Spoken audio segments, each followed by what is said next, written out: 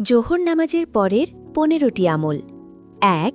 ফরজ নামাজের সালাম ফিরিয়ে ৩ বার আস্তাগফিরুল্লাহ বলা। ২. একবার আল্লাহুম্মা আনতাস সালাম ওয়া মিনকাস সালাম তাবাররাকতা ইয়াজাল জালালি ওয়াল ইকরাম পাঠ করা। ৩.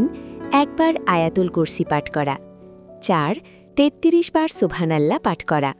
৫. ৩৩ বার আলহামদুলিল্লাহ পাঠ করা। ৬. ৩৪ বার আল্লাহু আকবার পাঠ করা। ৭. একবার লা ইলাহা ইল্লাল্লাহু ওয়াহদাহু লা শারীকা লাহু পূর্ণ জিকির পাঠ করা। ৮. জোহরের ফরজের পর ২ রাকাত সুন্নাত নামাজ আদায় করা। ৯. সম্ভব হলে আরও ২ রাকাত নফল নামাজ, মোট ৪ রাকাত সুন্নাত ও নফল পড়া। ১০. অন্তত ১০ বার দুরূদ শরীফ পাঠ করা। ১১. আল্লাহর কাছে নিজের ও পরিবারের গুনাহ মাফের জন্য মোনাজাত করা। ১২.